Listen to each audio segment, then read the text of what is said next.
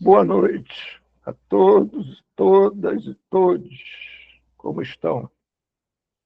Segunda-feira, 21 de julho de 2025.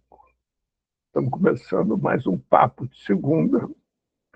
E hoje, terceira segunda-feira do mês, nós vamos trazer e começar um ciclo de debates sobre casos, onde serão casos reais e, obviamente, não citados nominalmente.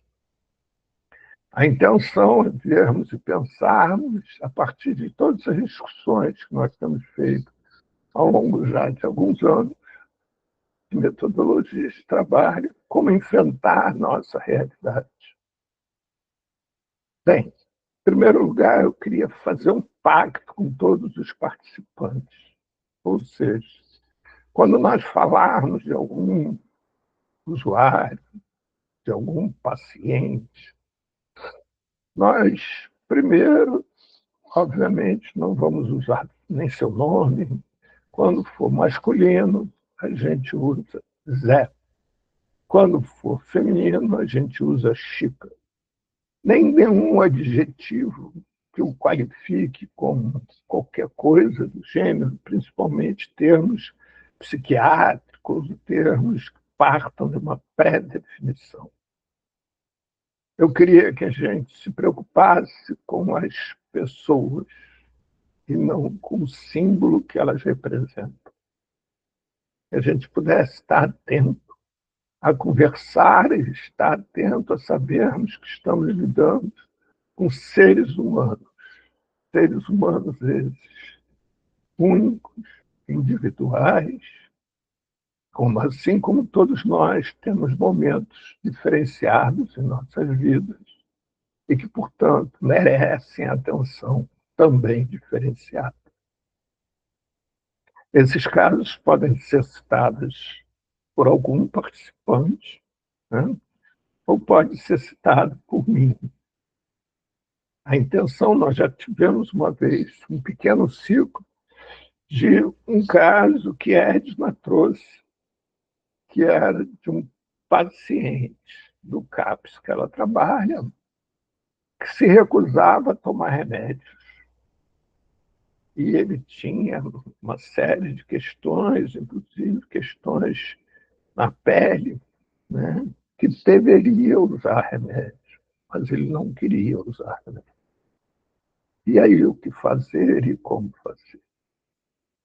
Foi um diálogo muito interessante, ao longo de alguns encontros, e muito rico, né, pelo menos para mim. Então, algum alguém quer trazer algum caso para inaugurarmos o presente? Edna, Ivete, Adilson, vai lá. Sim, está sendo gravado, exatamente.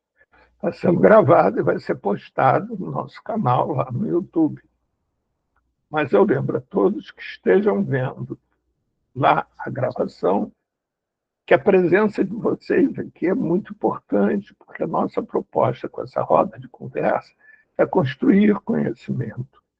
E aí a contribuição de cada um de nós é muito importante, né? Então, agradeço a todos que vierem até aqui e participarem. Lembrando que só tem dúvida quem sabe. Quem não sabe tem certeza. Então, Adilson, Ivete, Marcos, Edna, Eco, Alexandre.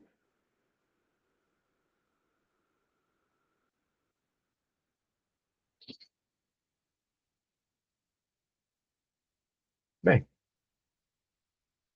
eu vou então começar hoje com um caso que é um caso que foi meu de alguns anos atrás, eu tinha um cliente que atendia ele já regularmente há algum tempo.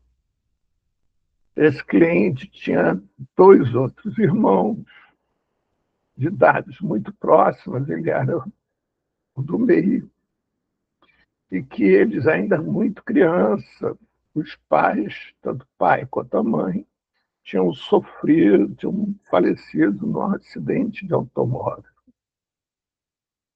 E assim, os três filhos, irmãos, foram separados nas casas de tios e foram criados pelos tios.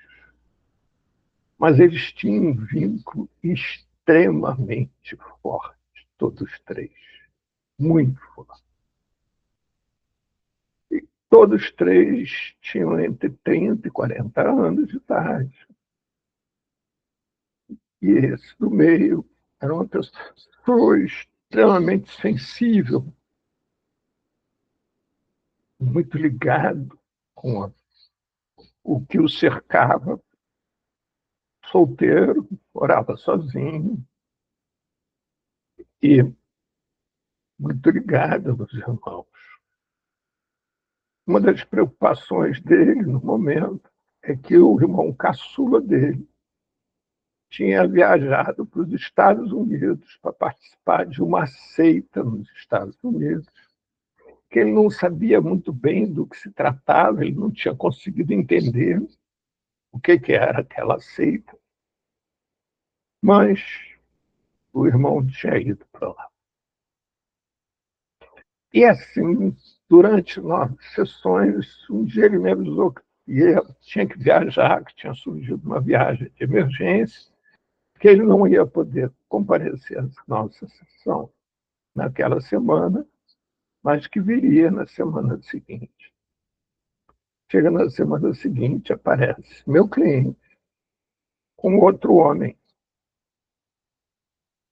O outro homem fica sentado na sala de espera, ele entra no consultório e, de repente, esse outro homem abre a porta do consultório, adentra o meu consultório e senta-se dentro do consultório e lá permanece.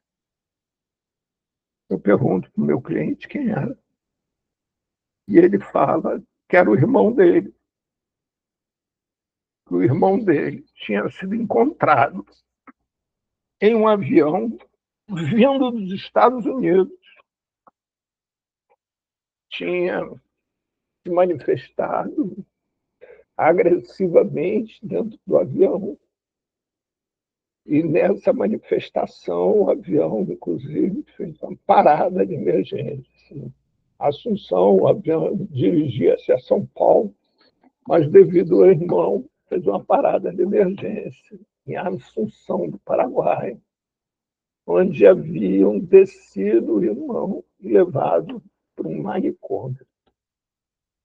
Acontece que o irmão dele estava sem nenhum documento, nada. Mas, para sorte de todos, existia no bolso dele um papel com um telefone de São Paulo. E aí, no manicômio do Paraguai, ligaram para aquele telefone, e ao ligarem para o telefone, era a casa de uma amiga do irmão dele. E assim localizaram o irmão dele. Meu cliente foi ao Paraguai, pegou ele, trouxe ele de volta e trouxe para a casa dele. Acontece que o irmão dele não falava absolutamente nada. A única coisa que o irmão dele se manifestava era através de cantigas do Roberto Carlos, que às vezes eles cantavam aleatoriamente algum verso de uma música de Roberto Carlos. Mas não falava mais nada. Mesmo se você se dirigisse a ele, fizesse perguntas, chamasse ele pelo nome, ele não falava mais nada. Enquanto eu conversava com meu cliente, O irmão dele permanecia extremamente atento à nossa conversa, parado, imóvel, mas extremamente atento. O meu consultório, nessa época, era no andar assim, do playground de um prédio comercial. Portanto, eu tinha direito a uma extensa área cercada na região do meu consultório, que ao abrir a porta tinha acesso a essa área, era uma área extensa, com uma parede bem grande, um edifício vizinho, fazendo a divisão. Eu sei que nesse primeiro dia ficamos eu e o meu paciente conversando, e o irmão dele sentado como havia chegado, e não se mexeu, não fez nada, nada. Não disse uma única palavra durante todo o tempo. E meu cliente me pediu ajuda, porque não sabia o que fazer. Me pediu se eu podia levar o irmão dele outras vezes e eu atender o irmão dele. Eu acolhi, né? E passei a receber o meu cliente e o irmão dele em um dia diferenciado. Acontece que, como sempre que meu cliente vinha, o irmão dele queria vir também. Então, nós estabelecemos que um dia, embora os dois estivessem presentes, um dia eu atenderia o meu cliente e outro dia eu atenderia o irmão dele.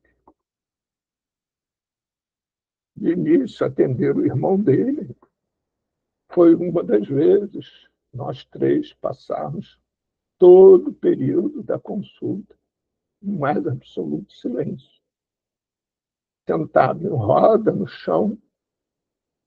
Eu queria lembrar a vocês que eu trabalhava com massagem, né?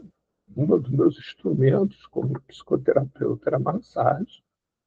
Então, todo o chão do consultório era forrado e tinha muitas almofadas. E nós estávamos ali, sentados no chão, olhando um para o outro, no silêncio. E assim permanecemos toda a sessão, sem nada mudar.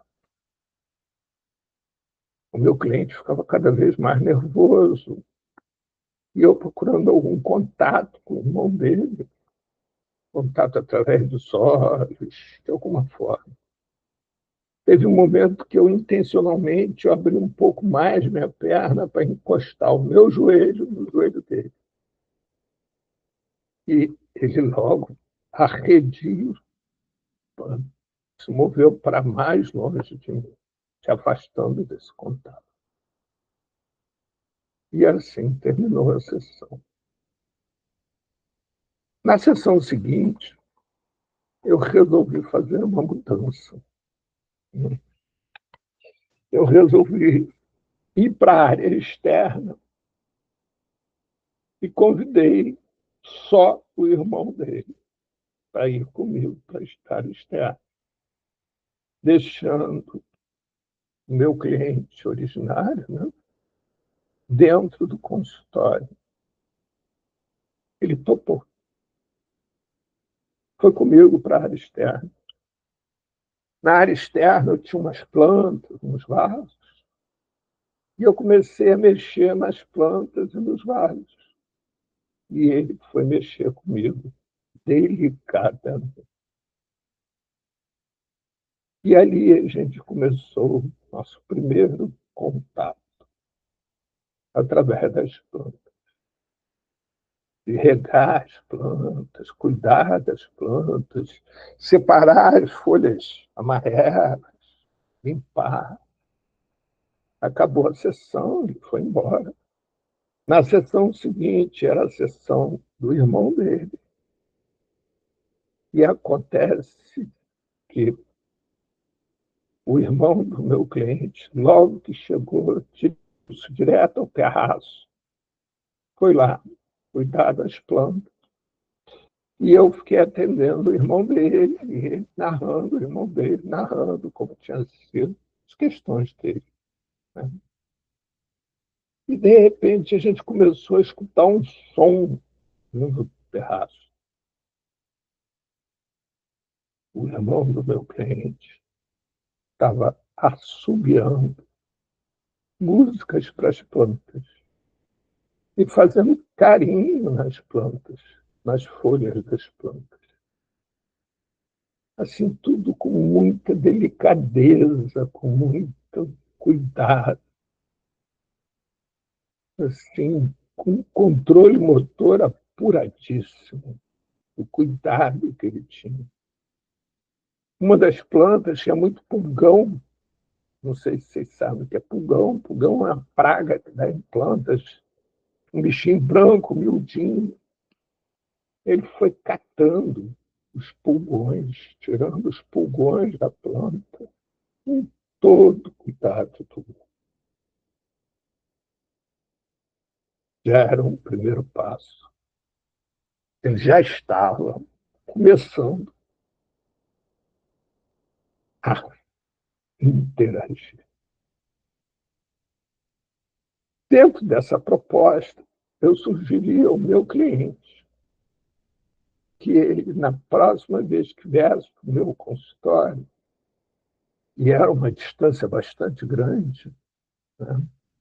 Meu consultório é em Ipanema e ele morava no centro da cidade, que ele viesse caminhando com o irmão, no sentido de proporcionar ao irmão interagir com a cidade, com outras pessoas, porque o meu cliente, desde que tinha trazido ele do Paraguai, estava mantendo ele confinado em casa quando saía para trabalhar, porque não tinha outro jeito, não tinha o que fazer, né? Ficava com medo que o irmão saísse, se perdesse, e ele perdesse o irmão.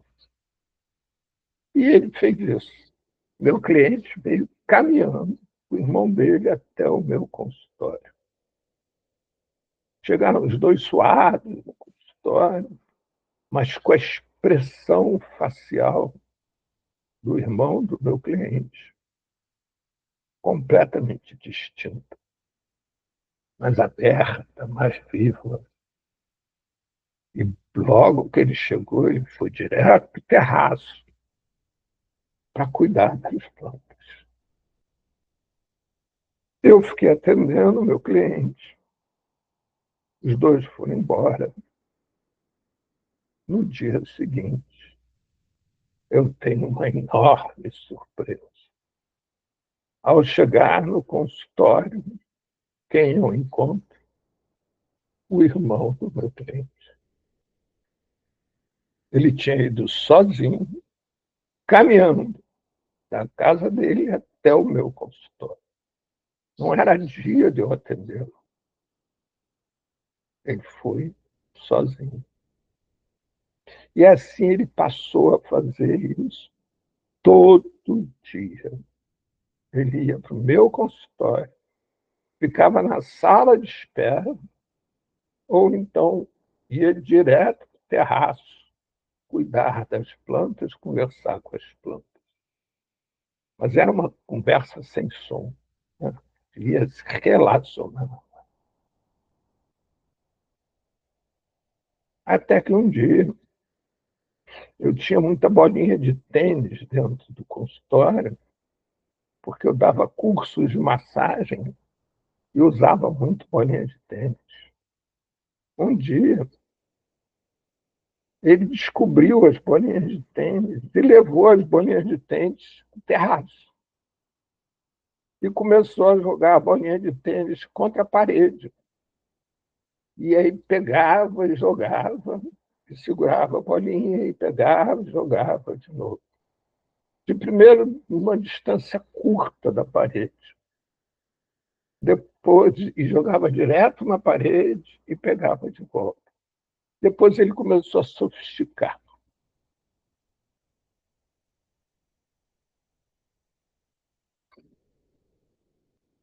Mas ele começou a sofisticar. A sofisticação era o seguinte: ele jogava no chão, a bola batia no chão, batia na parede e voltava para ele. E ele ficou lá um tempo enorme, né? Alguns pacientes meus já conheciam ele e não se sentiam incomodados dele estar lá no terraço, porque eu fechava a porta, era uma porta de vidro, isso isolava a questão sonora, e ele não incomodava, ficava lá jogando bolinha de tênis, bebendo a água dele, que eu deixava uma garrafa lá, e, ao mesmo tempo, cuidando das plantas, né? E também do terraço, ele tinha acesso direto à sala de espera. Então, às vezes, ele saía pela sala de espera e ia embora. Às vezes, ele saía, ia embora e mais tarde aparecia de volta. Mas, sem, até o momento, sem falar nenhuma palavra comigo, nada. Eu notava que ele já mexia a boca quando estava perto das plantas, mas nada. Isso já tinha se passado uns 2, 3 meses de atendimento. Não permitia sequer que eu me aproximasse muito dele. Toque corporal, nem pensar. Nada. Ele ficava lá. O irmão dele ficava tranquilo, porque sabia que quando ele saía de casa para trabalhar, o irmão dele saía de casa para ir para o meu consultório. E ficava lá, né?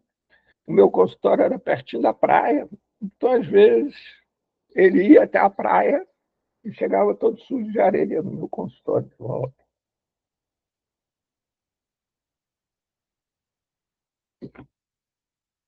Bem, e assim o tempo começou a caminhar. Foi seguindo nesse processo como um todo, e dentro desse processo, as relações desse paciente foram cada vez mais interagindo com as relações espaciais do terraço, né? Nas brincadeiras com as bolinhas e as relações, né, com as plantas. E mesmo além disso, um determinado dia ele descobriu uma vassoura e passava a varrer também aquele terraço, principalmente na região onde tinha as plantas. E uma das grandes distrações dele era regar as plantas. Ele quase tomava um banho junto com regar as plantas.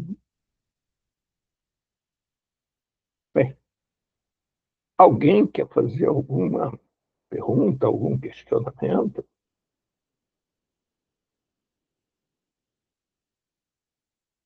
Não? Então, vou continuar, então, não. Nessa época, eu fazia supervisão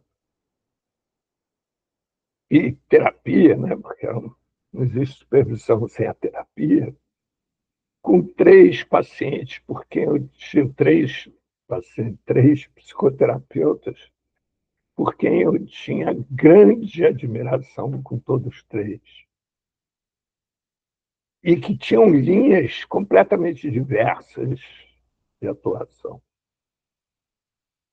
Um deles chama-se Ivan Campos, na realidade, uma das pessoas que mais interferiu em toda a minha formação. Ele tem uma linha de trabalho, tinha, que infelizmente ele não atende mais, uma linha de trabalho ligada à terapia corporal, principalmente o William Reis. Ele foi um dos que introduziu essa técnica no Brasil. O outro chama-se Pedro Honório. Pedro Honório tem um trabalho belíssimo até hoje, com autistas. E um outro, que era psicodrama. E todas as 3 linhas se aproximavam muito desse paciente, por vertentes diferentes, né? Porque ele tinha traços do autismo. embora claramente não fosse autista. Assim como também a questão corporal dele era onde a gente poderia, de alguma maneira, se relacionar com ele, né? A postura, a expressão facial, etc., uma vez que não tinha fala. E, através do psicodrama, começar a introduzir pequenos detalhes nas nossas relações, de tal maneira que pudesse provocá-lo de alguma maneira, né, para ver suas reações. Então, com caretas minhas, ou expressões corporais mesmo, assim, de tal maneira que pudesse ir estimulando a ele ações, fosse elas quais fossem. E era impressionante, porque ele não reagia a nada. Ele só reagia quando era intermediado pelas plantas, ou então pelas tais das bolinhas. O mais que eu sentia assim, mais afetivo era quando era com as plantas, o que nós fazíamos em torno das plantas. Era o momento em que ele ficava mais doce, mais relaxado. Com as bolinhas, tinha uma certa agressividade. Eu comecei a jogar bolinhas junto com ele na tal da parede, né? Volta e meia, quando eu estava esperando algum paciente ou qualquer coisa do gênero, quando era a sessão dele, propriamente dita, eu ficava ao lado dele e jogando bolinha, né? Da mesma forma que ele jogava, eu imitava o que ele fazia. Mesmo quando ele errava, eu imitava o que ele fazia. Tentava, de alguma maneira, espelhá-lo. Até que, em um determinado momento, ele jogou a bolinha e a bolinha veio na minha direção e eu peguei a bolinha que era dele. E aí eu fiquei com duas bolinhas. E eu, em vez de devolver direto para ele, eu joguei a minha bolinha na parede para ele pegar na volta. E ele pegou. Pronto. Introduzimos ali uma relação de fato. Através das bolinhas, eu jogava na parede para ele pegava, ele jogava na parede e eu pegava. Com isso, nós eliminamos uma das bolinhas e passamos a jogar só com uma bolinha. E assim, começamos a estabelecer uma relação com a bolinha, criando dificuldades um para o outro, para pegar, para jogar, diferenciados, né? E aí eu resolvi fazer uma coisa que era algo efetivamente provocativo. Eu sentei no chão e joguei a bolinha contra a parede, rente ao chão, rolei a bolinha na parede, para bater lá e voltar. Ele não gostou nem um pouco. Fez uma cara de aborrecido, pegou a bolinha e jogou de novo como estávamos jogando.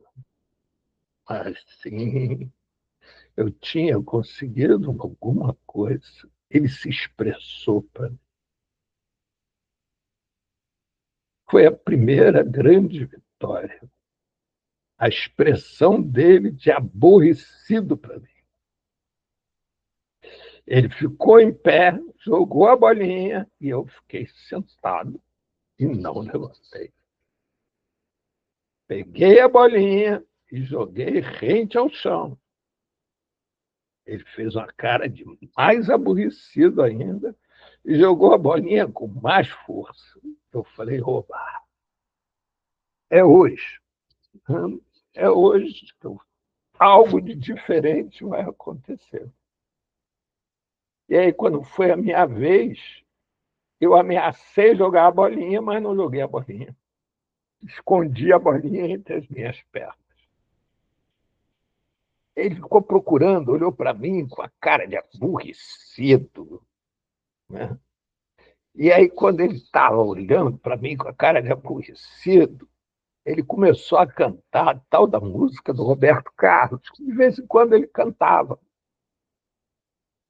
Mas dessa vez ele cantou com força.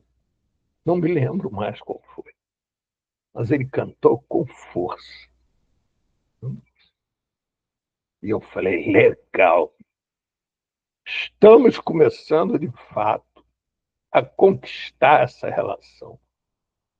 Era de manhã ainda, né? O horário de atendimento dele era de manhã, eu marcava de manhã. Era a minha primeira consulta do dia. Eu atendia ele todos os dias, na minha primeira consulta. Era uma consulta rápida, de meia hora, exatamente porque eu sabia que ele ia todo dia, assim eu começava já com ele, né? Terminou a consulta, ele, muito aborrecido, foi embora, bizarro, aborrecido, e eu continuei atendendo. Perto da hora do almoço, chega ele de volta, senta na sala de espera, e aí fica lá esperando. A hora que eu sei que ele chegou, porque eu escutei o barulho da porta. Ele senta na sala de espera e fica lá esperando.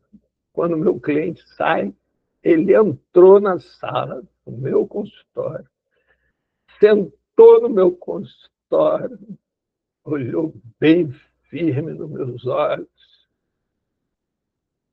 Paulo, não estou gostando do que você está fazendo.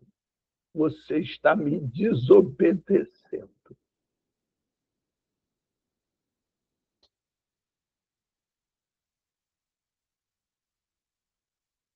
E assim, começamos uma relação de fato.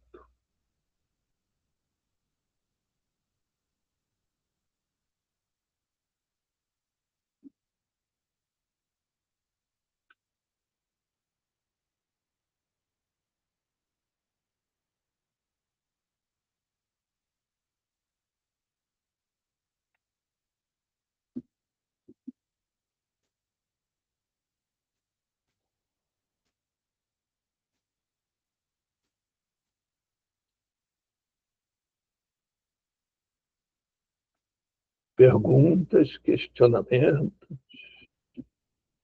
observações.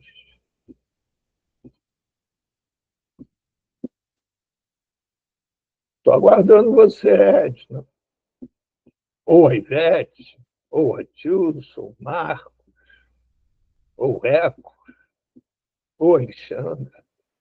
Ou não, Edna? Pode falar. Ele não gostava de ser contrariado. Não é, Marco? Exatamente. Primeiro, eu queria dar parabéns pela belíssima situação que você apresentou. Parabéns pela sua condução também. E dizer assim, talvez um dos exercícios mais difíceis, quer dizer, dois. Primeiro é aguentar o silêncio. Cara, é muito difícil. E o silêncio e você se permitir dar esse tempo. Isso também não é fácil. A gente vive num mundo muito corrido, as coisas são muito rápidas, hiperconectado, hiper isso e tal. E a gente aguentar isso, aguentar essa ansiedade mesmo, né? De ver o nosso trabalho, a gente atingir uma meta que a gente pensa para aquele dia e etc. E isso dá uma frustração. E você conseguiu aguentar. Eu, particularmente, eu tenho muita dificuldade de lidar com o silêncio, sabe? E, assim, estou assim, muito encantada com a sua exposição. Parabéns. Obrigado, Edna. Ainda temos muito que falar sobre esse caso. Muito, muita coisa. Isso, e a narrar também. Ele foi meu paciente durante alguns anos. Mas vamos subindo essa escada degrau a degrau. É, eu gostaria de fazer uma pergunta. Eu sou Rose Campos, do Ecos do Meio, e uma coisa que me chamou muita atenção foi a questão do final, quando ele diz: "Você está me desobedecendo". Então, como é que você lida e como que você viu essa questão da obediência? Porque dá a impressão que uma rotina de vida, se é assim que a gente pode colocar, também fazia parte de uma obediência na vida dele. Mas como você vê isso? Como é que isso foi analisado, enfim, essa questão da obediência? É, é um fato.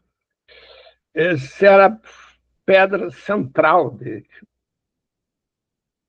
Toda a vida dele era equilibrada por essa palavra. Você imagina que tivéssemos uma pirâmide e no cume, ponta dessa pirâmide, tivesse uma pessoa se equilibrando lá de cima para não cair. Era ele. A família que ele, quando ficou órfão de pais, ele era muito pequeno mesmo. E ele tinha vagas lembranças da mãe. E a família por quem ele tinha sido criado eram pessoas muito autoritárias, que tinham crianças mais velhas que ele e que passavam o tempo todo ameaçando ele que, se ele não obedecesse, ele seria abandonado. Então, a vida dele, até ali, tinha sido obedecer. Esquecer dele próprio. Esquecer quem ele era e obedecer. Ser quem desejassem que ele fosse. Mas o interessante é que ele se mostra justamente no momento em que vem a ele essa própria situação, né, do autoritarismo que pauta a vida dele, né? Então é aí que ele se mostra, né? Não, Porque o você momento é o contrário a, não é isso? não era o oposto, né? Ele tinha ido para os Estados Unidos fazer um curso de budismo e tinha saído do Brasil com a pretensão de voltar dos Estados Unidos como um líder budista para abrir um centro de budismo no Brasil, dentro daquela linha deles, né? Você sabe que o budismo tem muitas diferenças de uma linha para outra, né? E aí acontece que ele, nesse processo nos Estados Unidos, ele se desconectou dele próprio. E aí não conseguia se lembrar como ele tinha chegado na casa do irmão. Mas ele sabia que não podia desobedecer. Sim, sim. A partir daí, ele não podia se relacionar até descobrir qual era o código que ele tinha que obedecer. Ele não podia falar, não podia se manifestar, até saber o que ele devia falar. Ele tinha que descobrir primeiro quem era, para depois poder ser alguém. com medo de ser abandonado de novo. Mas aí ele só se revela quando, para ele, você o desobedece. Porque era o Porque aí código que... Sim, mas a questão não foi eu desobedecer. A questão foi que eu quebrei a norma de conduta. E Exatamente. a partir daí ele perdeu a regra de como agir. Exatamente. E aí O que ele para ele é, o que para ele era desobedecer, para você foi uma ruptura de um código que ele estabeleceu, né? Isso é muito não, interessante. a questão não foi ele quem tinha estabelecido, era a relação quem tinha estabelecido. Lembra-se que no processo ele vai caminhando dentro do espaço terapêutico, né? O meu consultório e o terraço. E vai se Sim, relacionando com esses espaços a partir dos elementos que tinham ali. Então, dentro desse processo, vai sendo criado uma forma de agir, uma rotina minha e dele. Porque, como eu ficava espelhando as ações dele, para ele eu estava criando uma forma de agir, que era jogar a bolinha no chão e ele pegar, jogar a bolinha no chão e ele pegar. A hora que eu faço diferente, ele fica sem saber o que estava fazendo, o que fazer. Eu quebrei. interessante. E espontâneo, assim, sem eu saber qual seria a relação dele. Né? Mas foi ali que desencadeia a hora que eu, né, que era quem o recebia, quem o acolhia, quem ditava, de alguma maneira, né, a lei, quebra a lei. Interessante.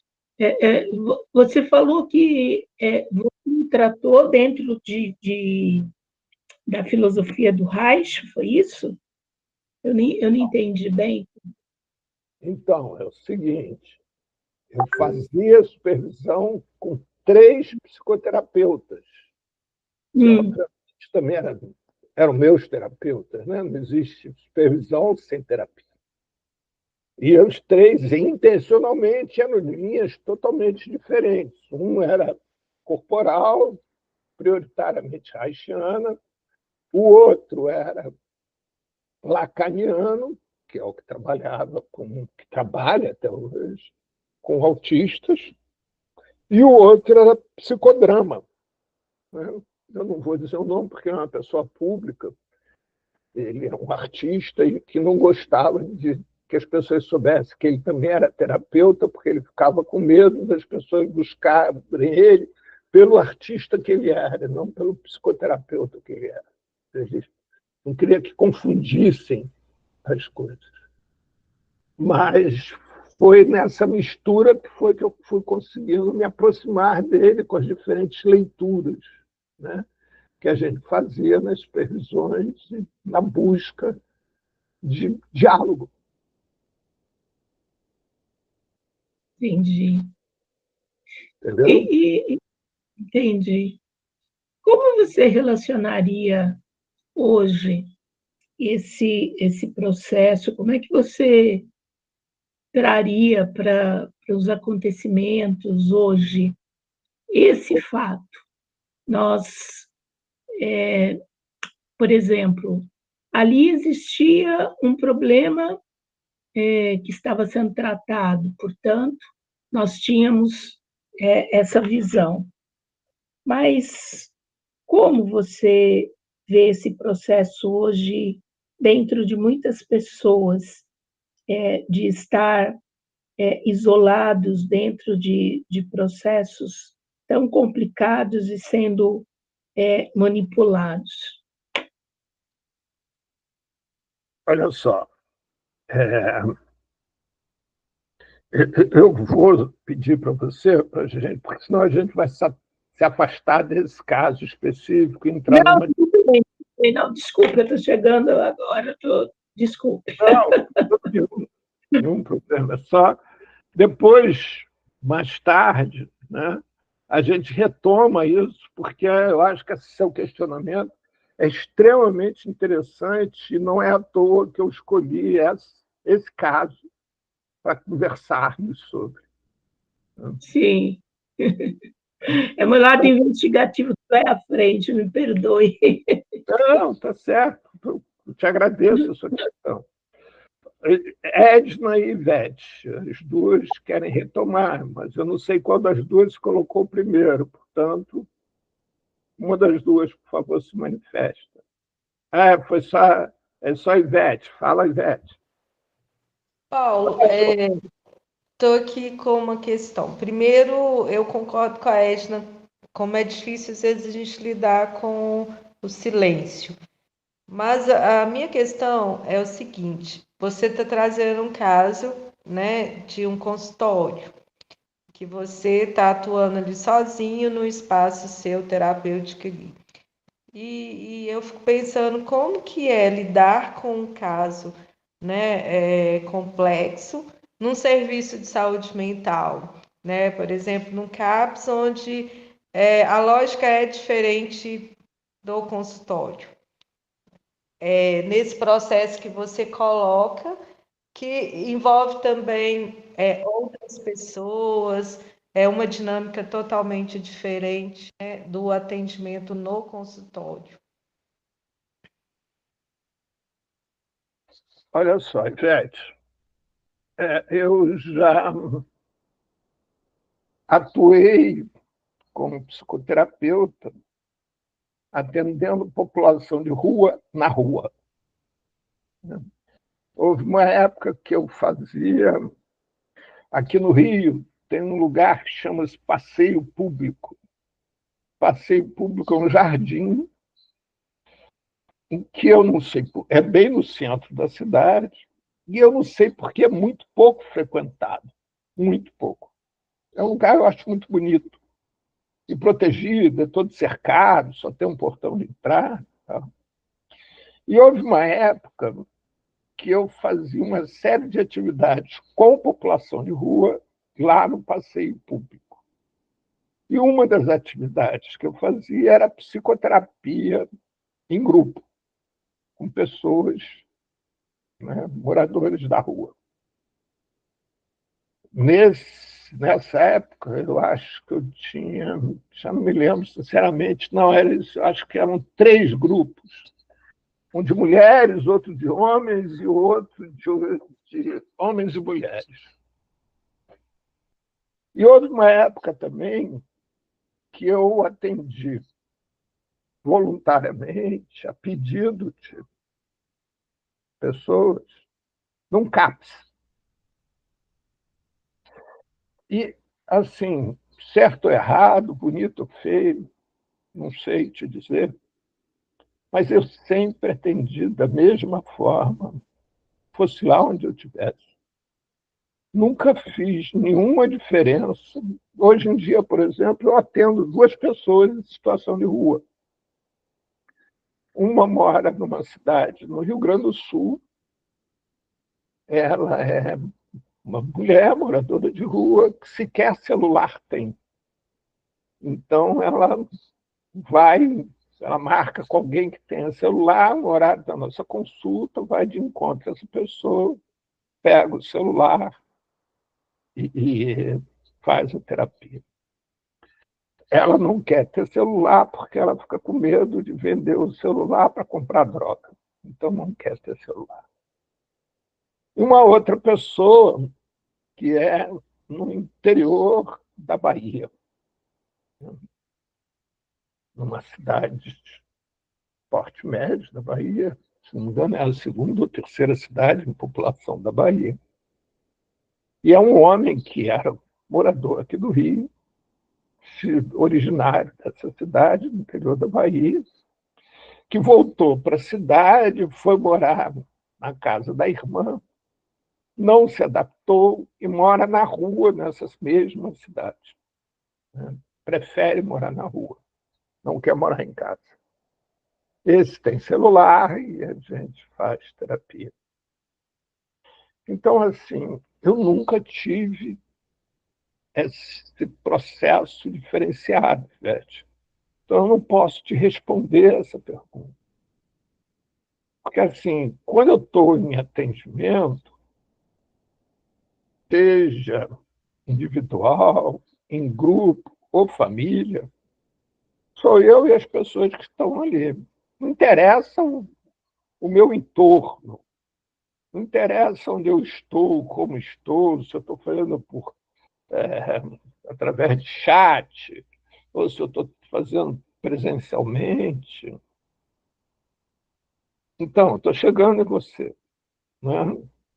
Então, não, eu tenho uma questão que eu não sei fazer diferente. Não é que eu tenho qualquer ideologia a esse respeito, não. Eu não sei fazer diferente. Assim, é óbvio que quando no serviço público, né, ou você atender na rua, cada um tem uma característica. E aí você, obviamente, tem que respeitar essa característica. Né? Mas eu, para ser introduzido num lugar desse, ou para me introduzir num lugar desse, eu adoro trabalhar em grupo, adoro trabalhar em equipe, adoro trabalhar mais. Eu gosto de trabalhar em grupo, gosto de trabalhar em equipe, desde que exista uma possibilidade efetiva de troca, de questionamentos, de coisa toda. Né? E onde eu não me sinta preso, amarrado. Então, assim, encontrar um paciente como esse que eu encontrei no consultório, no CAPS. No CAPS eu já tive, quando eu atravessei esse período que eu atendi no CAPS, eu tinha um paciente bem mais complicado que esse, em que chegou a mim através de como é que eu vou te dizer, um processo extremamente agressivo. Na época eu tinha cabelos grandes, longos, os cabelos eram abaixo do meu ombro. E esse paciente, eu estava no CAPS, atendi no CAPS, e esse paciente, um dia no corredor, me interpelou e falou que eu tinha que cortar o cabelo de qualquer maneira, porque ele não sabia se eu era homem ou mulher. E de uma forma muito agressiva. E que ele tinha necessidade de saber se eu era homem ou mulher para saber como ele se relacionaria comigo.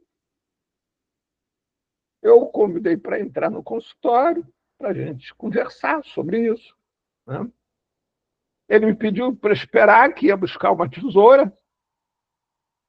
Eu falei para ele que estava esperando ele dentro do consultório, daqui a pouco ele apareceu com a tesoura lá. Eu falei, então tá bom, você bota a tesoura aí e vamos conversar. Depois, se for o caso, você corta o cabelo. Nós ficamos, eu acho, quase um ano com ele fazia terapia comigo, com a tesoura em cima da mesa, discutindo se ele ia cortar o meu cabelo ou não. E esse era o assunto, e desse assunto foi se desenrolando todo o resto. Entendeu? Então, e era esse o processo. E, por causa disso, ele falou da vida dele toda, de tudo que você possa imaginar. Né? E as pessoas no CAPS ficavam aturdidas, porque ele, teoricamente, era uma pessoa muito agressiva, e ficava aturdida como eu atendia ele com a tesoura em cima da mesa. E eu nunca tive problema nenhum com isso. Então, assim, Ivete, eu te pediria para você refazer a pergunta para eu poder ver se eu entendo e te respondo.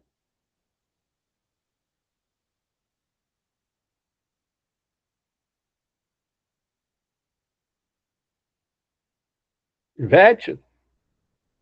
Oi, eu até escrevi aí no chat uma mensagem dentro do que eu estava colocando, porque a gente trabalha com crise e urgência, então a lógica não é a psicoterapia, né? É estabilizar a crise, descentralizar. E às vezes a gente não tem o mesmo tempo de um consultório, né, para esse tipo de trabalho que você desenvolveu. Então, eu estou pensando aqui dentro do serviço, né, que tem essa lógica de crise e urgência, que é um pouquinho diferente desse tempo que Mas, você trouxe.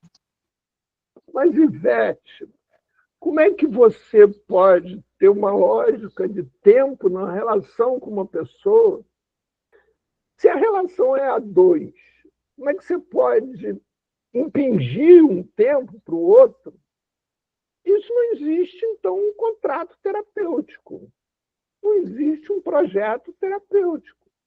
Existe o seu projeto como terapeuta ou do espaço, do CAPS, em que tem que resolver aquela questão.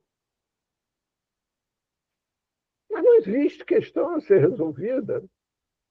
Como é que eu, por exemplo, como terapeuta, né, eu não tenho questão a resolver, não, porque eu estou ali como terapeuta. O outro é que tem questão a resolver e ele vai me alimentando com coisas que ele traga, de tal maneira que eu possa ir dando um retorno a ele, buscando ferramentas dinâmicas. Mas se isso vai levar um dia, uma semana, um ano, 10 anos, eu não tenho a menor ideia. Nem essa é a minha preocupação. Se aquele meu atendimento vai ser um atendimento de 50 minutos, de 2 horas, também não é alguma coisa que me preocupe hora nenhuma, mesmo quando eu estou em consultório, velho. Às vezes o meu atendimento dura 10 minutos, 15 minutos, às vezes dura 2 horas. E tem paciente esperando depois. Mas o paciente fica calmo porque sabe que pode chegar a vez dele precisar ficar 2 horas. Entendeu? Eu não trabalho com essa questão, nunca consegui trabalhar. Isso não quer dizer que eu esteja certo, eu só estou te dizendo assim, é um limite meu. Eu não trabalho com a questão sobre essa premissa. Minhas premissas são outras. Existe uma crise. Essa crise tem como consequência o quê? A pessoa chorar muito, eu vou dar água para ela beber, para ela não desidratar. Agora, chorar, ela pode chorar o quanto ela quiser. A pessoa ficar agressiva, né? Tem que ver o que isso representa, a agressividade, para saber como proteger quem o cerca. Eu nunca fui alvo de nenhuma atitude agressiva de nenhum paciente meu. Já tive pacientes extremamente agressivos que comigo nunca foram. A pessoa querer se suicidar, eu não tenho essas preocupações.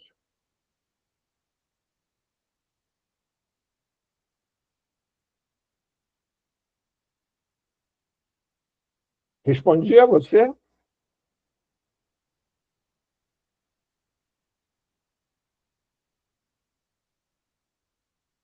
Ivete?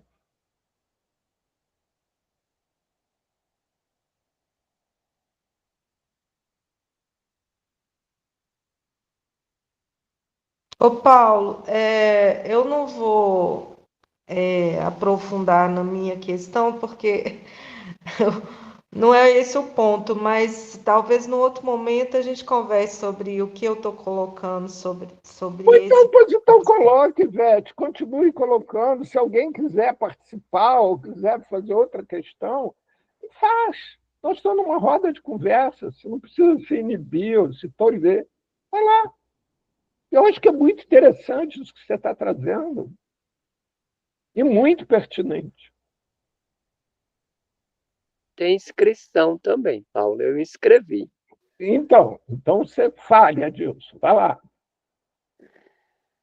Então, ó, no caso, você falou a pessoa estava dentro de um avião e só tinha um nome escrito no papel, vindo dos Estados Unidos, um país mais conservador. Adilson, só para você te situar, isso foi. Espera. Espera, 2 minutos para Eu você nem situar. completei a minha pergunta, Tá Paulo. bom, você vai completar, mas é só para ela ficar mais apropriada. Isso foi início da década de 90. Não Esse tinha regra caso que eu nenhuma. Podia entrar num avião sem não, documento, sem nada. ninguém sabe o que aconteceu, Adilson. Ah, tá. Uma incógnita, então, tá? Isso. Aí, porque assim, hoje, para você comprar uma passagem aérea, Você tem que dar até o DNA, Sim, tá? Naquela época não existia, então a gente vai ter que voltar na não época de existia. Existia. peraí, espera, da década de 90, Início. né? Início. Por quê?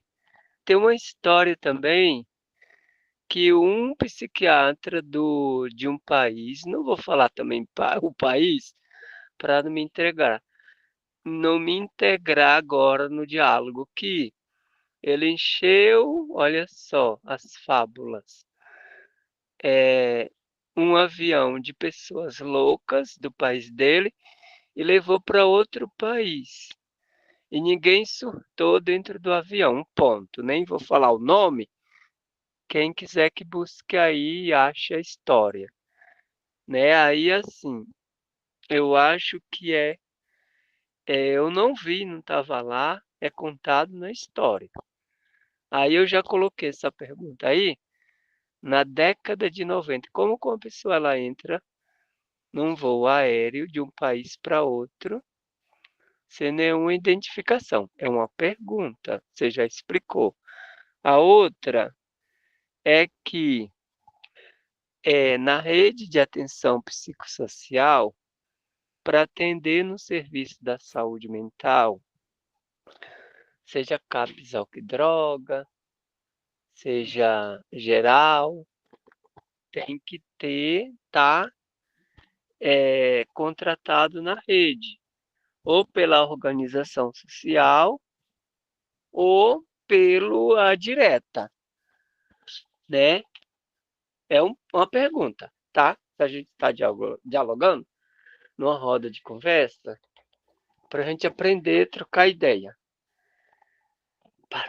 Vai para lá.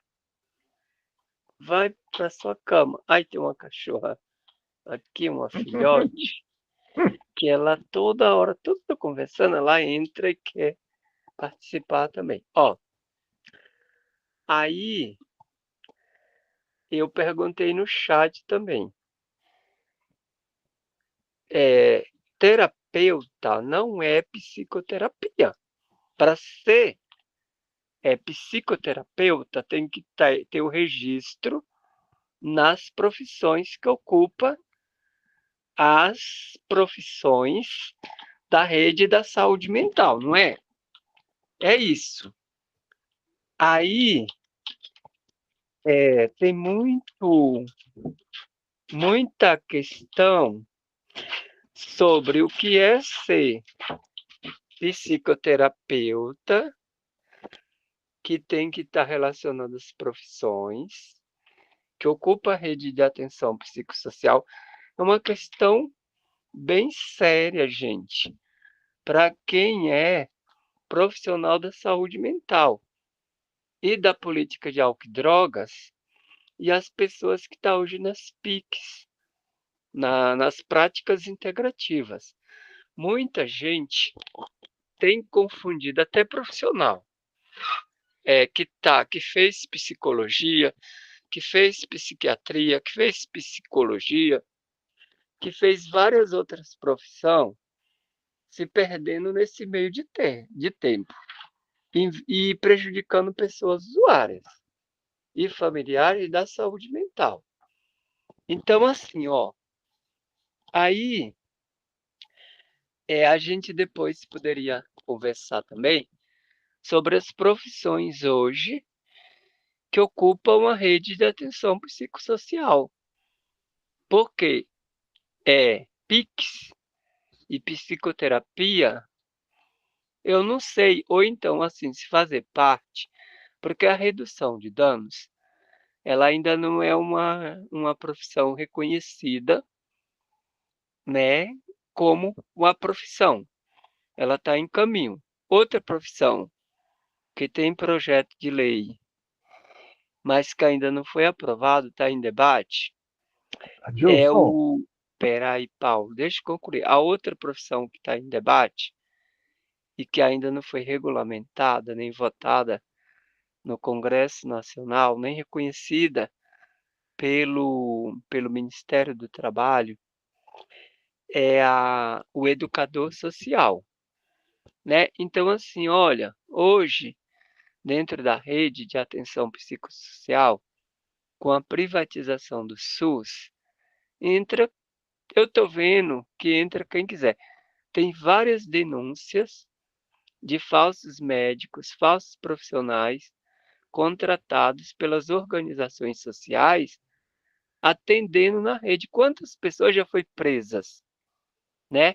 Então tem uma questão aí nessa coisa do atendimento psicoterapêutico dentro da RAPS, que é bem grave, que a gente poderia conversar sobre isso, né?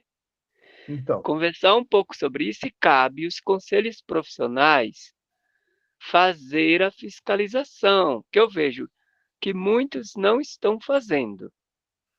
Adilson, olha só. Eu entendo tudo que você falou, mas isso é uma outra discussão. Eu volto ao tema central do nosso encontro de hoje. O tema central do nosso encontro é a discussão de casos. E eu trouxe aquele caso, esse caso que está na mesa. Então, acho que as perguntas hoje têm que circular em torno desse caso, né? E essas questões que você traz, a gente pode até um outro dia debater, né?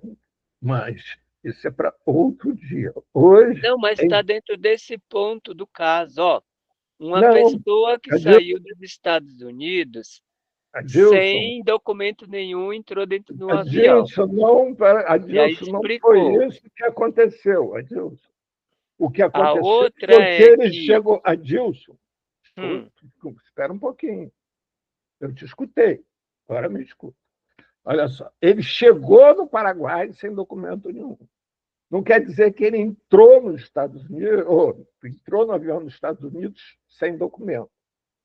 Quer dizer só que ele chegou no Paraguai sem documento. Ele pode ter passado lá, tudo que tinha passado, e jogou o documento fora depois. Milhões de coisas podem ter acontecido. Entendeu? Ele chegou, por exemplo, sem camisa, chegou só com uma calça jeans, sem sapato, sem camisa, no Paraguai, né? Então, podia estar no bolso do casaco, podia estar um monte de coisas, né? A questão não é essa. Então, e mais ainda, a questão central não é como ele furou ou não furou a burocracia norte-americana. Isso também não é a questão minha. A minha questão é o seguinte: é uma pessoa que, em um determinado momento, se desconectou de si próprio e, ao se reconectar, ele traz os seus valores básicos, centrais à tona. E, através desses valores, é que ele vai se relacionar com o que o cerca, como ele nunca tinha feito. Porque pouca coisa ele restou além desses valores centrais. Então, esses valores centrais que são exatamente todo o parâmetro da vida dele. Mas só foram possível aflorar com tanta força porque todos os outros foram deixados de lado. Até ali, onde eu narrei, o valor central dele era obedecer. Nada além disso. Mas, para isso, ele tinha que ter uma ordem clara, uma lei clara a ser seguida. Na medida em que eu quebro a lei, ele se coloca sem saber o que fazer. Por isso ele fala que eu estava desobedecendo a ele. E por isso ele se permite ali falar, depois de uns 3 meses, com 2, 3 meses comigo, diariamente, lembrando. Né? Diariamente. Assim, mais de uma vez ele chegou lá sábado e domingo e o porteiro do edifício me ligou. Eu tive que ir lá, que era perto da minha moradia, para recebê-lo. Então, a questão central é essa. A Ô questão Paulo, central. deixa eu fazer uma pergunta mais direta. Quando você o atendeu no CAPS, você atendia? Não, eu não o atendi no CAPS, eu atendia no meu consultório. Eu Ah, atendi. tá, peraí. Então deixa eu entender. Era mandado do CAPS Não, para o são seu coisas consultório. distintas. Não, não era mandado do CAPS, ninguém mandava ninguém do CAPS para o meu consultório. Esse paciente era irmão de um paciente meu que eu atendia. Eu não tinha nenhum vínculo com o CAPS. O CAPS, eu fui atender no CAPS porque me pediram para fazer curso de massagem no CAPS, eu aceitei como voluntário, e aí eu fazia a ideia, primeiro era dar curso de massagem para a equipe que operava, e acontece que os usuários do CAPS começaram a participar dos cursos de massagem. E aí eles Ah, é vieram. massoterapia. Isso. E aí Uhum. eles vieram a participar dos cursos de massoterapia. Desses cursos de massoterapia, acabou redundando em atendimento psicoterápico. Tá, mas você é psicanalista, psicólogo, Não, psiquiatra? vou reafirmar para você e vou interromper aqui, porque senão a gente vai fugir do caso, mas eu vou responder a tua pergunta. Eu sou formado como engenheiro mecânico, tenho mestrado em propulsão de foguete. E o único curso que me vincula nessa área, eu sou também formado em massoterapeuta. Mas, sim, tenho um curso, tenho mestrado também no Instituto de Medicina Social, da UERJ, em paternidade. Então, assim, minha trajetória é bastante sinuosa, Dilson. Se eu ficar falando da minha trajetória, nós vamos ficar muito tempo falando. Mas, assim, não tenho faculdade alguma. Então, porque é a questão que eu trago, que é Então, quem pode, quem pode, quem pode. Adilson, isso é outro dia, não é hoje. Isso. Depois eu posso até conversar também. A gente pode conversar. Que é uma Isso, distorção, que isso é uma distorção na rede de atenção psicossocial e na Adilson, política brasileira.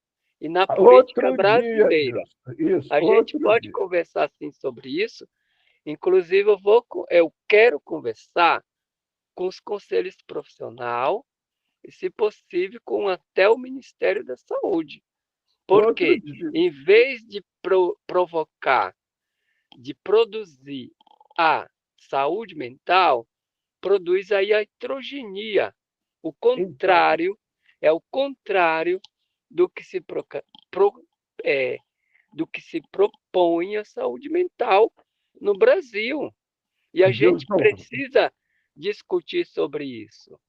tá bom, outro dia. Hoje não. Hoje em dia vamos nos concentrar neste caso. Então, Edna, Ivete, Marcos, Alexandre, alguém tem mais alguma questão?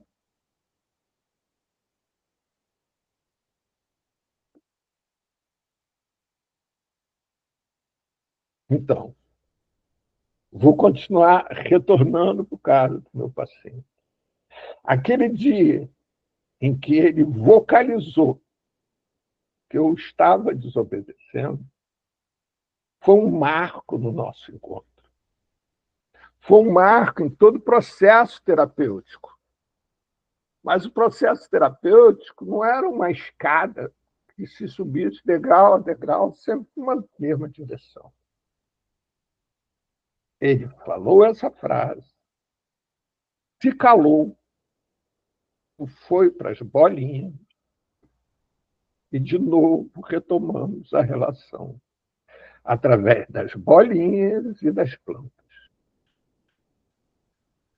Eu achava que era possível a gente iniciar uma relação através da conversa, da vocalização. Mas ele se recusava. A única coisa que eu já sabia é que agora era uma recusa voluntária. Não era mais uma impossibilidade. Não. Ele tinha feito a opção de, na relação atual, com tudo que o cercava, com seus irmãos, com quem o cercava, era uma relação feita por outros parâmetros. Há algo que ele se permitia fazer, que era cantar músicas de Roberto Carlos, trechos, né? Isso sim, foi se reduzindo ao longo do tempo cada vez mais. E cada vez mais ele se mantinha se expressando por olhares, expressões faciais, expressão corporal, mas nada assim que fosse algo determinante. Eram sutis, você percebia que era espontâneo. Mas teve uma coisa que mudou decididamente. Ele passou a vir ao meu encontro sempre com a mesma roupa. Era uma camiseta branca, uma calça jeans, uma chinelo havaiana. Todo dia ele só vinha com aquela roupa. Não era a mesma camiseta, ele tinha mais de uma camiseta branca, mas era sempre a camiseta branca.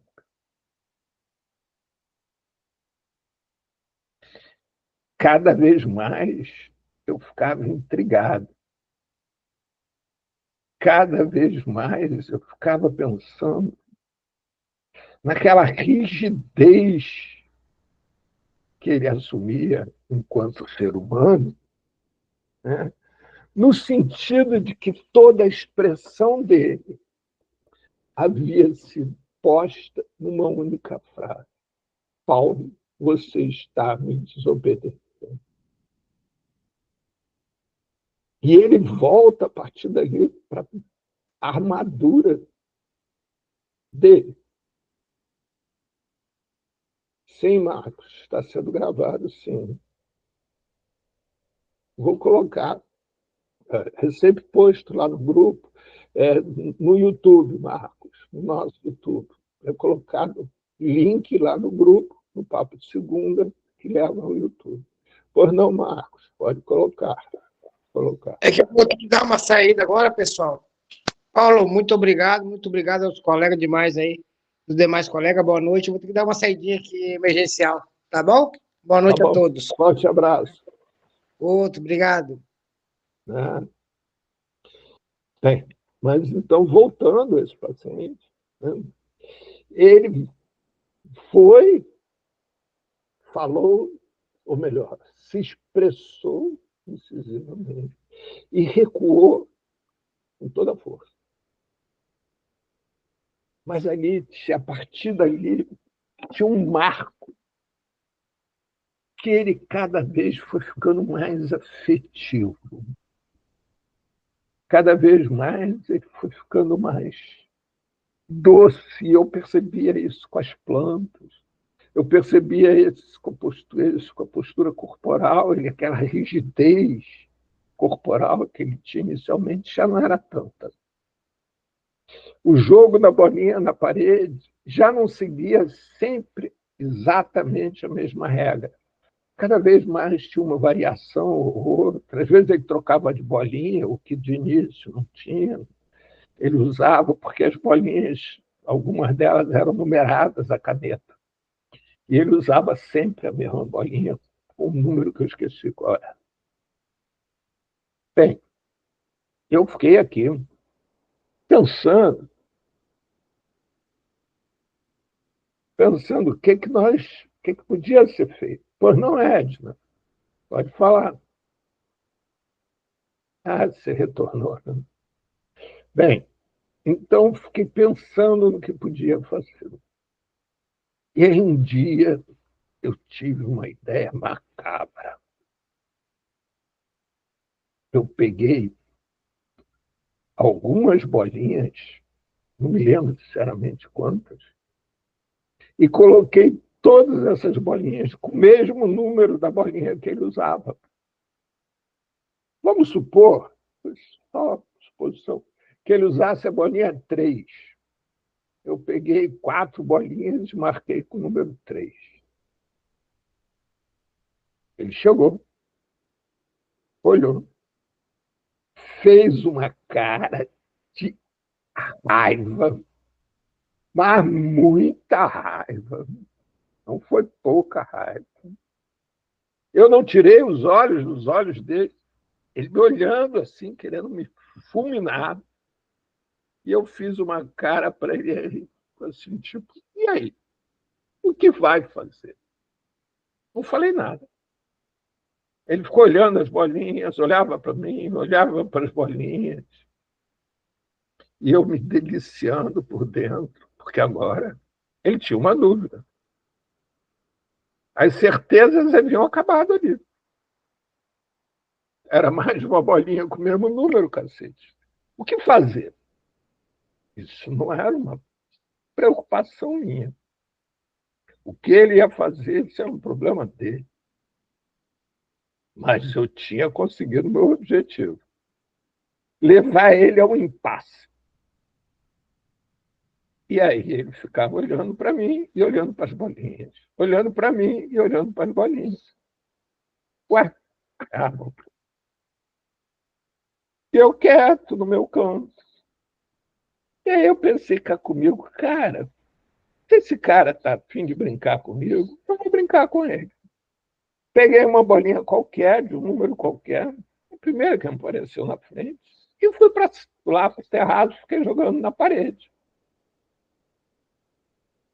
Ele rapidamente apareceu, com todas as bolinhas com o mesmo número na mão, e começou a querer jogar as bolinhas na parede, né?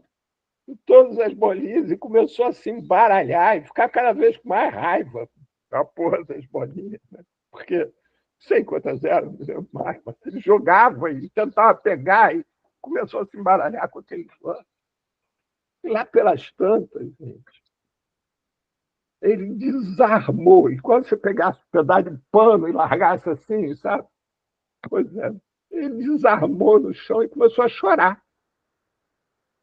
Mas ele chorou compulsivamente, mas muito.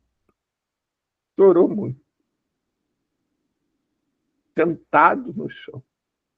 Eu sentei em frente a ele, abri os braços para ele. Vou mudar a câmera. Eu abri os braços para ele assim.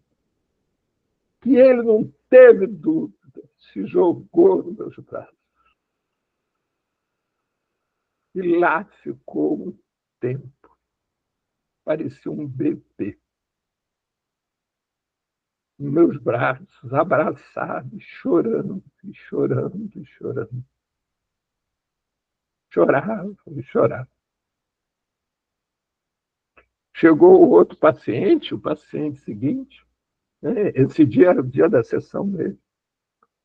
Eu deixei ele lá no terraço, fui atender o outro paciente, que já conhecia essa dinâmica, né? Deixei ele chorando e fui atender, e de repente ele sumiu, desapareceu. Acabou a sessão do paciente que eu estava atendendo. Quando eu abro a porta para o outro paciente ir embora, o outro paciente sai. Ele estava sentado na sala de espera. Se levantou calmamente, veio andando na minha direção, me deu um abraço e saiu pela porta.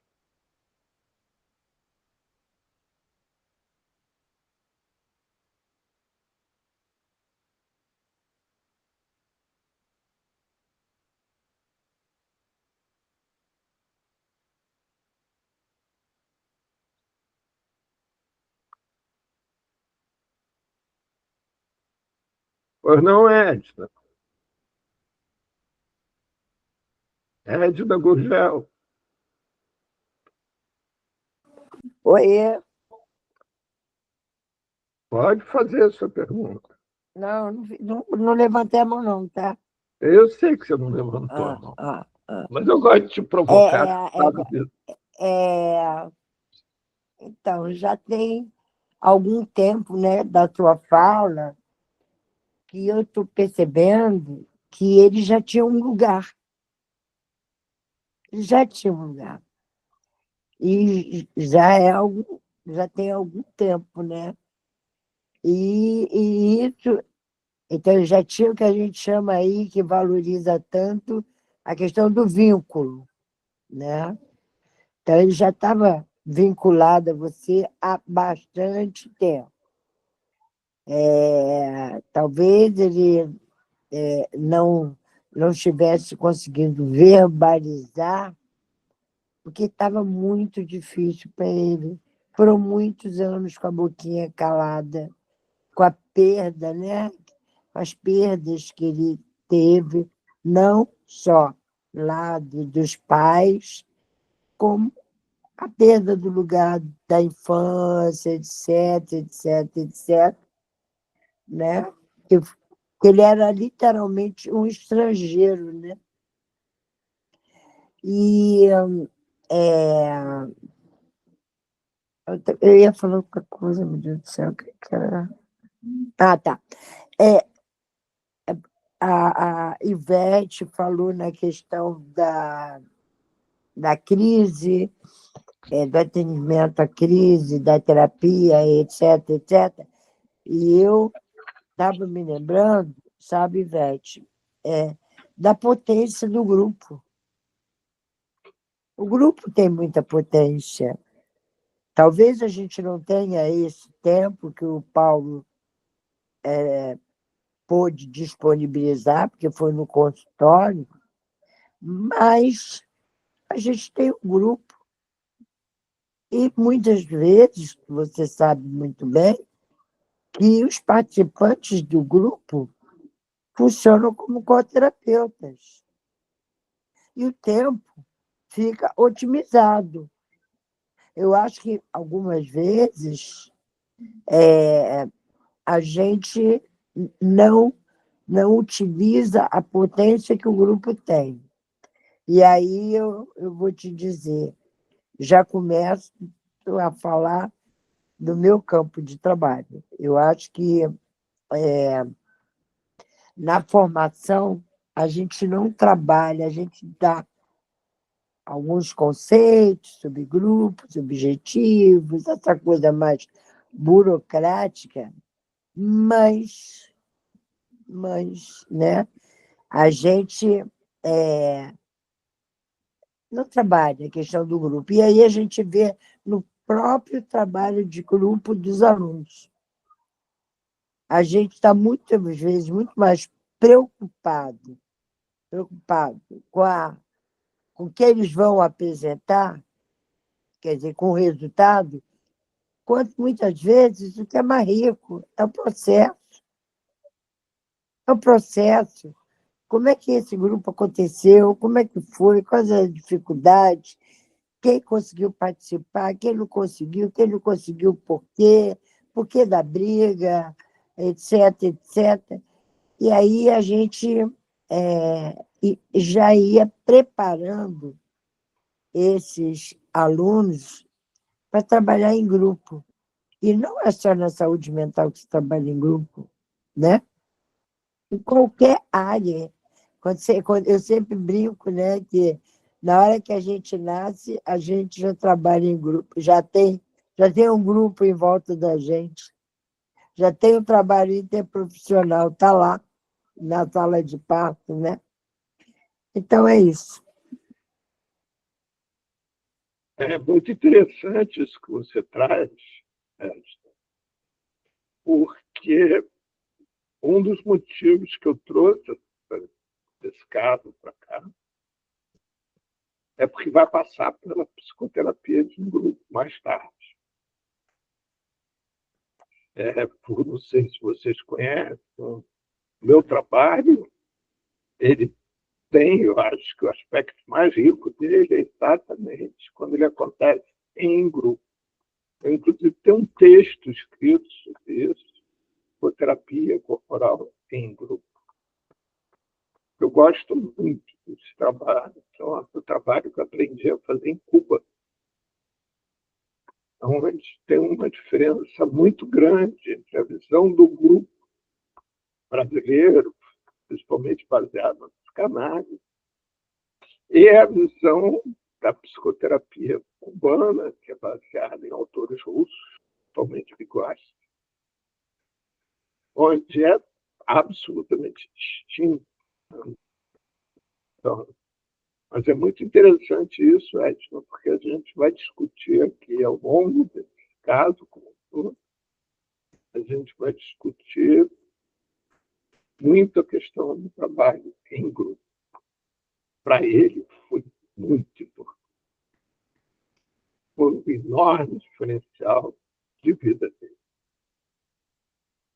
Foi exatamente o trabalho em grupo. Por não, Adilson.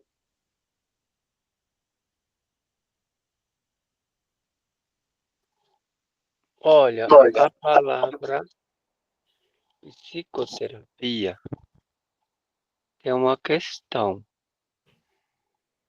étnica e profissional em cima dela. Não vamos voltar. Espera, ó. A gente está numa roda de conversa ou não está? Eu estou colocando o meu ponto de vista. Aí, depois a gente pode desdobrar. Não. Isso, porque o que eu estou falando aqui, Paulo, o que eu estou falando aqui, eu tenho fundamentação teórica. Quer me impedir de falar? Não, eu paro de falar. Se o espaço é de impedimento, eu paro de falar. E não vou levar nem para outros lugares, para os conselhos profissionais, fazer o seu papel. E nem as pessoas teóricas também que façam seu papel escrito. Wilson, a questão está é que hoje o tema é análise, discussão de Não, tá falando, olha o termo, tá gravado. Psicoterapia. Terapia. São coisas diferentes. Não, Adilson, não é isso a discussão. A discussão é a discussão. Está dentro do caso, dentro do caso. Não, dentro do caso, peraí. Dentro do caso, está usando termos que é científicos. Não, Adilson, não estão. O foco é a pessoa, não é. Não é a pessoa, está usando termos. Não. Profissional. Está usando termos profissional, Paulo. E que usa também, está falando de CAPS, Rede de Atenção Psicossocial. Não, Adilson, isso a gente é outra discussão, outra coisa. Não, olha, não é outra, está tudo dentro da fala. Não está. Então eu vou parar, eu estou no lugar errado. Ou eu estou ficando biruta e doido aqui. Então, não. Parei. Psicoterapia é uma coisa. Não, Adilson, essa discussão não é hoje. Terapia é outra coisa. Tá bom. Hoje a discussão parei. paciente. Não é quem está em torno desse paciente. É o paciente. Então, a discussão é essa. É esse paciente que eu trouxe, né? Essa história real que eu trouxe. E nós estamos discutindo essa história e tudo que concerne a ele. Mas tendo isso como foco, este paciente. Então, é aqui que nós estamos. E é importante isso, para que as pessoas se sintam motivadas quando vierem para cá, sabendo o que vai ser abordado. E cada um possa escolher quando e o que e de que quer participar. Isso, Paulo, mas assim, quando a gente falar uma coisa, um conceito, a gente tem que tomar cuidado. Outra coisa é rede de atenção psicossocial brasileira, que já é um problema grave e sério. Isso foi discutido segunda-feira passada. Tá, mas uma coisa é a prática. E o que se fala, né? Outra coisa é o real. É o real de fato. Tá bom, então hoje você me permite não estar preocupado com esses detalhes. Tem uma diferença, tá? Quem está aqui, tá bom, que veja bem essa diferença. Tá bom, mas Você me permite. E que envolve questões éticas Adilson, olha e só, violação de direitos humanos Adilson, também. fica difícil assim. Você sabe que eu te admiro muito, mas assim, fica difícil. Mas eu me admira assim, mas sempre que a gente siga uma questão ética, tá? Sim, E Adilson, a não questão ética, então, exatamente isso. admirar só É por isso, você admirar, está não. Me poupe. não estou. Não, admiração é no outro sentido, Adilson. É o seguinte: a ética aqui é respeitar o tema, para que a gente respeite a todos os outros participantes. Hoje o tema foi esse. Segunda-feira passada foi a RAPS. Né? Então, isso é outra coisa. Certo? Então, voltando ao paciente. Né? Então, vamos lá, gente, que a gente está acabando o nosso tempo. Giuseppe, Edno, Alexandre, Edna. Alguém tem mais alguma colocação a fazer? Gente, olha só.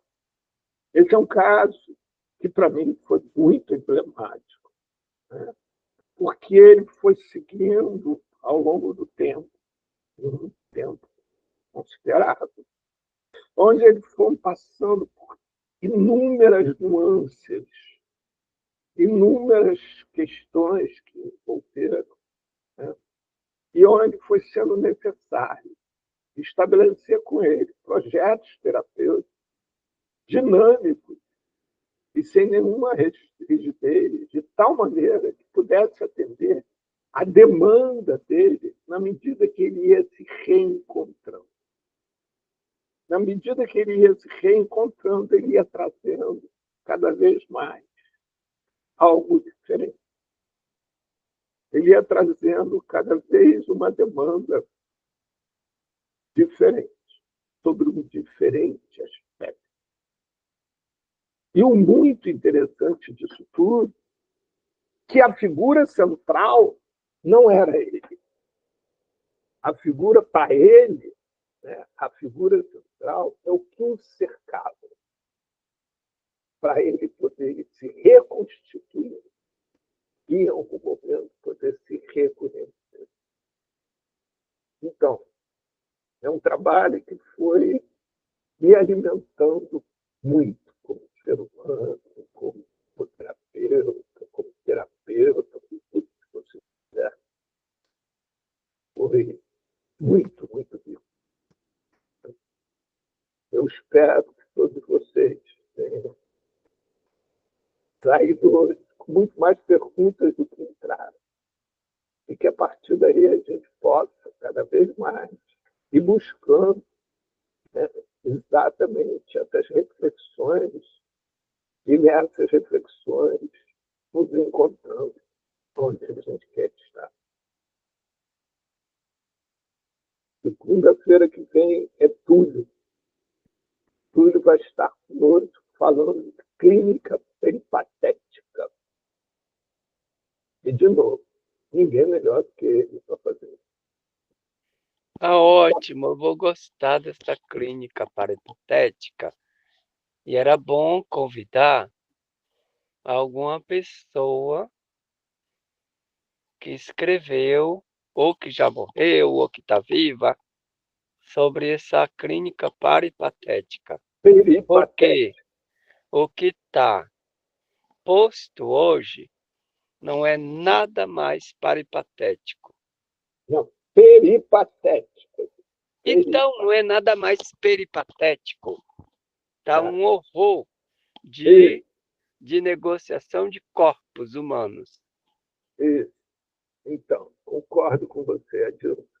Mas essa clínica peripatética é outra coisa, tá? Totalmente diferente. Isso eu essa sei clínica... o que é. Tomara que venha uma pessoa, Túlio. ou você mesmo, que explique ela Túlio. nas bases originárias dela. Então, que eu estou criticando, que não é mais ela peripatética. É negócio de corpos. Já adianto para a próxima semana que vem.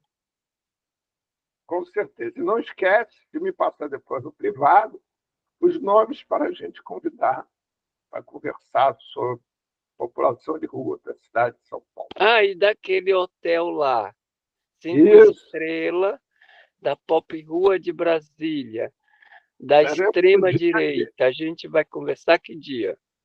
O dia que o Barba estiver disponível. Eu fiquei de ligar para ele na primeira semana de agosto. Ah, tá. Quero ver ele falar. Eu E também. tem gente do campo progressista fazendo jogo com eles.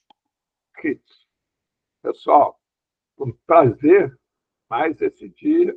Até segunda-feira que vem com tudo. Um abraço para todos. Bom dia para todos. Tchau, boa noite. Boa Obrigada. noite, boa madrugada. Igual.